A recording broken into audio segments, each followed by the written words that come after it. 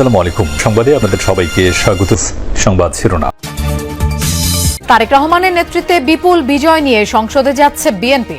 রোববার নাগাদ সরকার গঠনের আশা, প্রতিশ্রুতি বাস্তবায়নের অঙ্গীকার। বিএনপির যাবতীয় উদ্দেশ্য, ম্যানিফেস্টো, তার যে ঘোষণাপত্র সেটাই থাকবে। এই বিজয় আমাদের প্রত্যাশিত ছিল। বাংলাদেশের গণতন্ত্রের, শক্তিশালী গণতন্ত্রের ভিত্তি রচনা শুরু হয়েছে। সংখ্যা ৭৭ হলেও ভালো ভোট পেয়ে প্রতিদ্বন্দ্বিতা করেছে জামায়াত এনসিপির জোট। ভালো কাজে সহযোগিতা, মন্দ কাজে বিরোধিতা, মন্তব্য ডাক্তার শফিকুলের। ভালো মন্দ বিষয়ে আমি যদি নির্বাচিত হই আল্লাহ তাআলার ইচ্ছায়, তাহলে আমি তাদের সকলকে সাথে নিয়ে কাজ করব ইনশাআল্লাহ। দীর্ঘদিনের গণতান্ত্রিক যাত্রার পুরস্কার পেয়েছে বিএনপি, মত রাজনৈতিক বিশ্লেষকদের। বিগত আমলে নিপীড়ন নির্যাতনের শিকার জামায়াতও পেয়েছে ভোটারদের সহানুভূতি। দীর্ঘ সময় থেকে তারা বিরোধী দল লড়াই করেছে, তারা মানুষের মনে সেই জায়গাটা করে নিয়েছে। যারা শুধু আওয়ামী লীগের দুঃশাসন দেখেছে, জামাতকে ভিকটিম হতে দেখেছে, তাদের একটা বড় অংশ জামাতের প্রতি সিম্প্যাথেটিক হতে পারে। গণভোটে বিপুল ব্যবধানে হ্যায়ের জয়। নির্বাচিত এমপিদের গেজেট হতে পারে কালই। জনগণের স্বতঃস্ফূর্ত অংশগ্রহণে উড়ে গেছে সব শঙ্কা। জাতি হিসেবে আমাদের মান, সম্মান, ভাবমূর্তি, কর্মসংস্থান হেন কিছু নাই যেটা এই নির্বাচনের সাথে সম্পৃক্ত ছিল না। সুষ্ঠুভাবে নির্বাচন সম্পন্ন হওয়ায় দেশজুড়ে শোকরানা দোয়া। বিভিন্ন স্থানে বিজয়ীদের কর্মী সমর্থকদের অভিনন্দন। বিএনপির বিপুল বিজয়ে যুক্তরাষ্ট্র, চীন, ভারত, পাকিস্তান সহ বিভিন্ন দেশের অভিনন্দন। চেয়ারম্যান তারেক রহমানকে ফোন করে অভিনন্দন নরেন্দ্র মোদীর। জনরায়ে বিপুল বিজয় হয়েছে বিএনপির। চূড়ান্ত ফলে ২১২ আসনের বিশাল জয় পেয়েছে তারেক রহমানের নেতৃত্বাধীন জোট। এখন অপেক্ষা গেজেট প্রকাশ, শপথ গ্রহণ এবং মন্ত্রিসভা গঠনের। মহাসচিব মির্জা ফখরুল ইসলাম আলমগীর বলেছেন, তাদের নিরঙ্কুশ এই বিজয় জনগণের ভালোবাসা।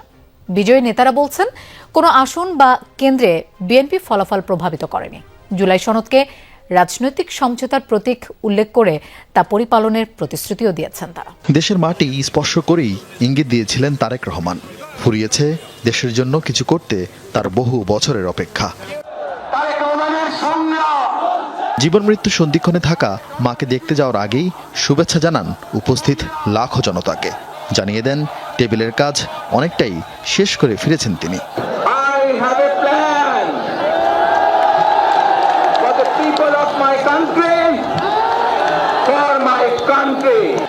এরপর নির্বাচনী গণসংযোগে ঘুরে বেরিয়েছেন দেশের এই প্রান্ত থেকে ওই প্রান্ত।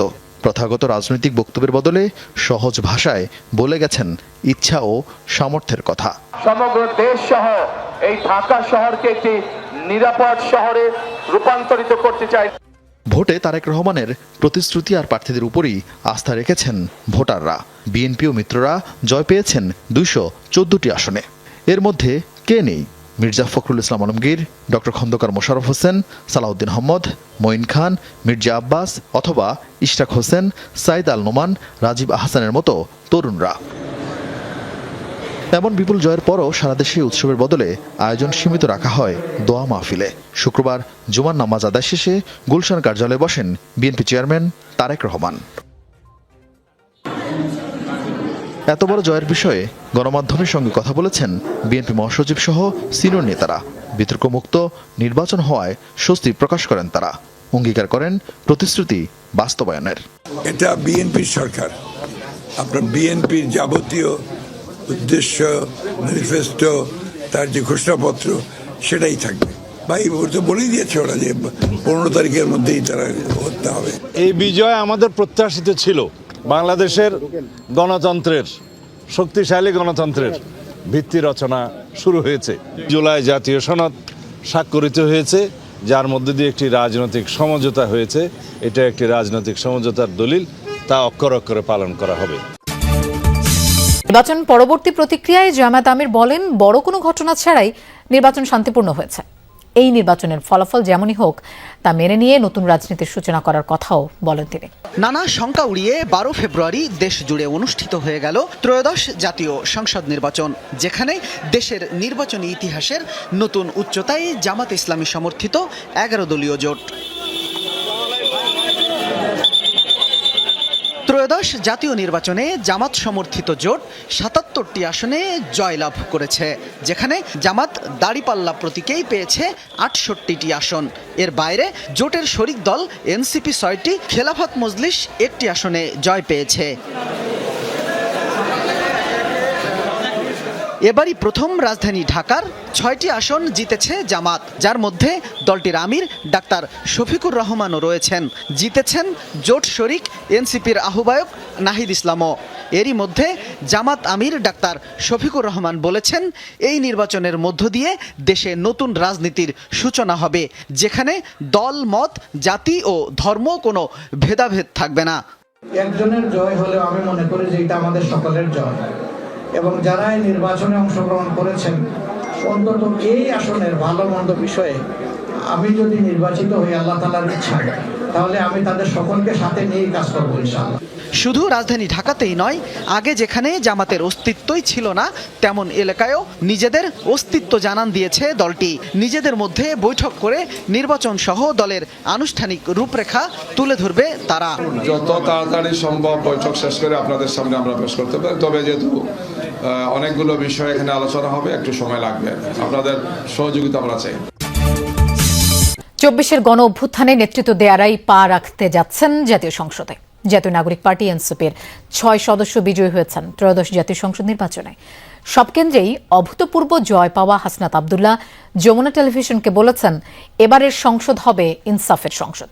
নোয়াখালীতে জয়ী হান্নান মাসুদ জানিয়েছেন, দলমত নির্বিশেষে সব মানুষের জন্য কাজ করবেন। আর কুড়িগ্রাম ২ আসনে জয়ের মালা পরা আতিকুর রহমান মুজাহিদ বলেছেন, সরকার কোনো দলের নয়, সবার। আশা, নির্বাচিত সরকারের কাছে কোনো বৈষম্যের শিকার হবেন না।